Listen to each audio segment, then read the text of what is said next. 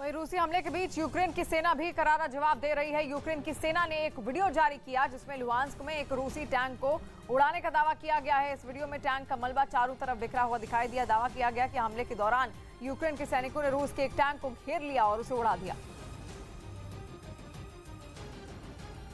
Austria के chancellor Karl Nyamar ने दावा किया कि रूसी राष्ट्रपति व्लादिमीर पुतिन पर अलग ही धुन सवार है, क्योंकि उन्होंने बताया कि पुतिन अब भी मानते हैं कि वो यूक्रेन की जंग जीत जाएंगे। और ऑस्ट्रिया के चांसलर ने ये बातें कही पुतिन से मुलाकात के बाद। असल में कार्ल न्यामर पिछले हफ्ते रूस की राजधानी मॉस्को पहुंचे थे। वो यूक्रेन युद्ध शुरू होने के बाद वहां जाने वाले यूरोप के पहले नेता हैं। ऐसे में उनके दौरे से यूक्रेन जंग के बीच सकारात्मक संकेत मिलने की उम्मीद की गई, लेकिन हुआ इसके उलट, क्योंकि ऑस्ट्रिया के चांसलर ने दुनिया को बताया कि पुतिन अब भी क्या सोचते हैं।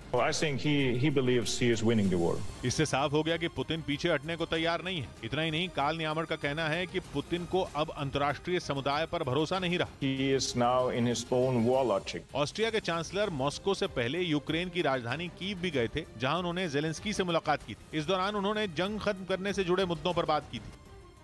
और यूक्रेन पर कब्जे की जंग में रूस के सैनिकों ने जो रास्ते में आया उसे तबाह कर दिया। राजधानी कीव के जलीसिया गांव तो पूरी तरह से बर्बाद हो चुका है। कीव पर कब्जे के लिए रूसी सेना का 64 किलोमीटर लंबा काफिला जलीसिया गांव से ही होकर आगे बढ़ रहा है। वहां के लोगों ने यह बताया कि इस दौरान जो भी रास्ते में आया रूस के सैनिकों ने उसे बर्बाद कर दिया।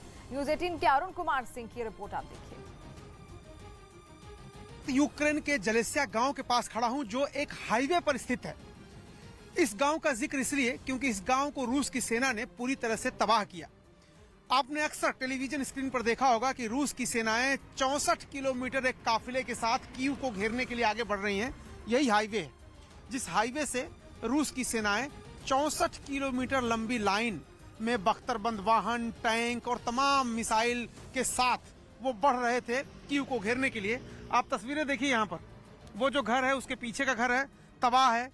ये जो घर है इसका तो नामो निशान ही मिट गया है, ये तो मलबे में तब्दील हो गया है। देखिए ये जो घर था, इसके आसपास के घर देखिए, आपकी जहां तक नजर जाएगी आपको सारे घर तबाह और बर्बादी दिखेंगे। और सड़क के दूसरी तरफ अगर आप देखेंगे तो वहां भी कमोवेश हालात यही हैं। आप इधर देखिए, इस हाईवे के दूसरी तरफ देखिए तो वहां पर भी जो घर हैं उनके ऊपर हमले किए गए। और ये हमले इसलिए नहीं किए गए क्योंकि यहाँ यूक्रेन की सेना थी या यूक्रेन की सेना ने कोई प्रतिरोध किया था या यूक्रेन की सेना यहाँ आमने सामने की लड़ाई लड़ रही थी।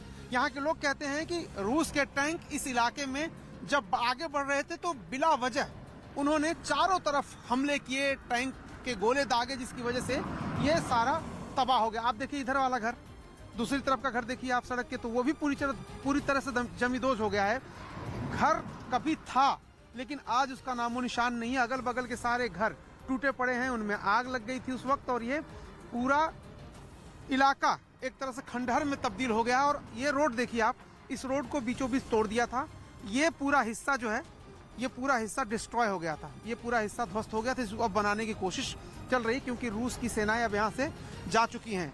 तो ये गाँव वाले ये आरोप लगा रहे हैं कि रूस की सेना ने बिना किसी कारण के, बिना किसी प्रतिरोध के, बिना किसी उकसावे के कोई जवाबी फायरिंग या किसी तरह को रोकने की कोशिश इस पर यूक्रेन की सेना नहीं कर रही थी। ये पूरे गांव को तबाह कर दिया। हालांकि बाद में रूस की सेना जब यहां से गई, वापस लौटी घेरा डालने के बाद, तो ये जो नीचे पुलिया थी इसको पूरी तरह से ध्वस्त कर दिया था, जिसको अब बना करके यहाँ पर ट्रैफिक को सुचारू रूप से जारी रखने की कोशिश की जा रही है।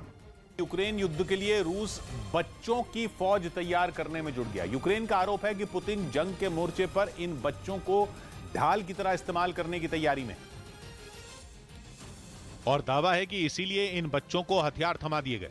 इस दौरान उन्हें आत्मरक्षा, सैन्य रणनीति और युद्ध में घायल अपने साथियों की मदद करने की ट्रेनिंग भी दी गई। बताया गया कि हथियार चलाना सीख रहे इन सभी बच्चों की उम्र सिर्फ 16 साल है, यानी खेलने कूदने की उम्र में पुतिन सरकार ने अपने फायदे के लिए इनके हाथों में हथियार थमा दिए। इतना ही नहीं, जेलेंस्की सरकार का तो ये भी दावा है कि ट्रेनिंग पूरी होते ही इन सभी बच्चों को पूर्वी यूक्रेन में लड़ने के लिए भेज दिया जाएगा। रूस यूक्रेन युद्ध लंबा खिंचता चला जा रहा है।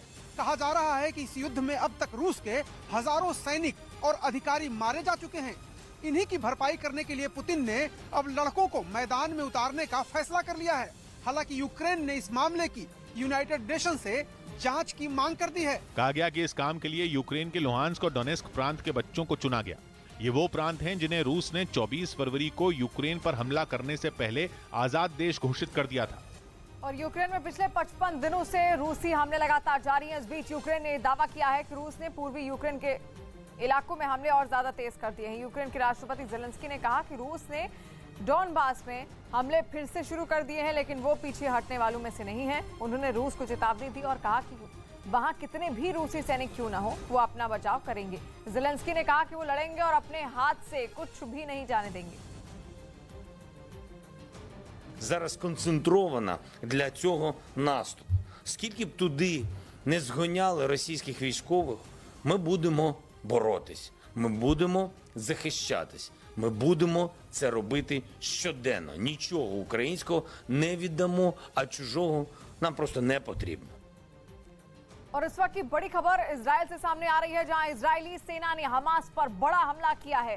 इजराइल की वायुसेना ने गाजा पट्टी इलाके में बम से यह हमला किया। इसके बाद गाजा पट्टी में तेज रोशनी के साथ बड़े धमाके सुने गए और सबसे पहले हमास ने इजराइल पर रॉकेट से हमला किया था, जिसके जवाब में इजराइल ने हमास पर एयर स्ट्राइक किया है। तस्वीरें भी आप देखिए किस तरीके से एयर स्ट्राइक इजराइल की ओर से की गई है। इजराइल का शहर इस वक्त आप देख रहे हैं, गाजा पट्टी के पास हमास पर यह हमला किया गया है, क्योंकि इससे पहले हमास की ओर से भी कई तरीके के हमले इजराइल पर किए जा चुके हैं। तो उसको अब जवाबी कार्रवाई एक तरीके से इजराइल की ओर से मानी जा रही है। यूक्रेन की सेना ने चर्निव के कई इलाकों में रूस के जिंदा बमों को नाकाम कर दिया, जिसके लिए यूक्रेन के कई शहरों के बम निरोधक दस्ते की मदद ली गई। क्योंकि चर्निव में एक दो नहीं बल्कि कई जगहों पर रूस के जिंदा बम जहां तहां बिखरे पड़े थे। उन बमों को नाकाम करने के लिए यूक्रेन के सैनिकों ने दिन रात एक कर दिए। उन्होंने अपनी जान की भी परवाह नहीं की। यूक्रेन के कुछ सैनिक तो उन बमों को अपने कंधों पर रखकर एक जगह से दूसरी जगह ले जाते नजर आए। वहीं रूस के कुछ जिंदा बम जमीन के अंदर से भी निकाले गए, जो बड़े धमाकों के लिए छिपा कर रखे गए थे। इसके अलावा जो बम काफी भारी थे, उन्हें उठाने के लिए क्रेन की मदद ली गई। बाद में उन बमों को एक जगह इकट्ठा करने के बाद उन्हें बड़ी ही सावधानी से बड़े बड़े ट्रकों पर रखा गया, ताकि ट्रकों के जरिए उन्हें शहर से दूर ले जाकर नष्ट किया जा सके। यूक्रेन पर मिसाइल हमले का वीडियो रूसी डिफेंस मिनिस्ट्री ने जारी किया है। इस वीडियो में साफ दिखाई दे रहा है कि रूसी सेना किसी अज्ञात स्थान से यूक्रेन पर मिसाइल दागा और रूस का दावा है कि इस मिसाइल हमले में उसने यूक्रेन के मैकेनाइज्ड ब्रिगेड के कमांड पोस्ट को नष्ट कर दिया है।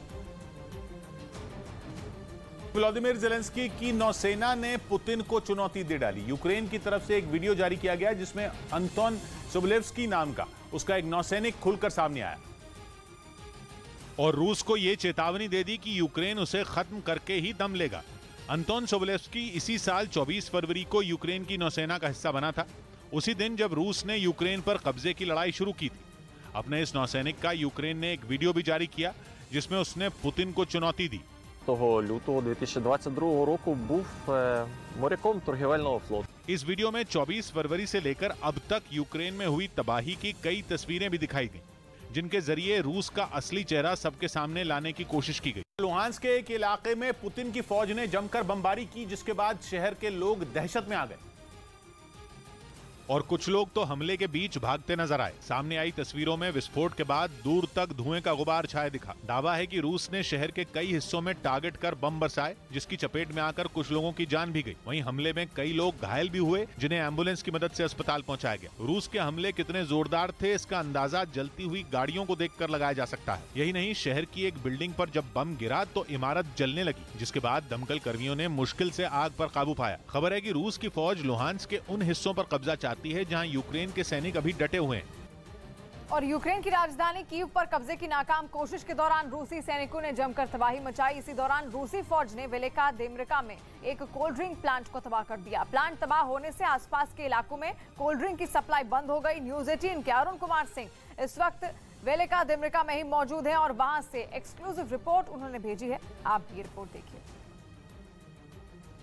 मैं इस वक्त यूक्रेन के वेलिका दिमिर्का इलाके में हूँ। यहाँ मैं इसलिए आया हूँ कि किस तरह से युद्ध यूक्रेन और रूस के बीच ही नहीं हो रहा है,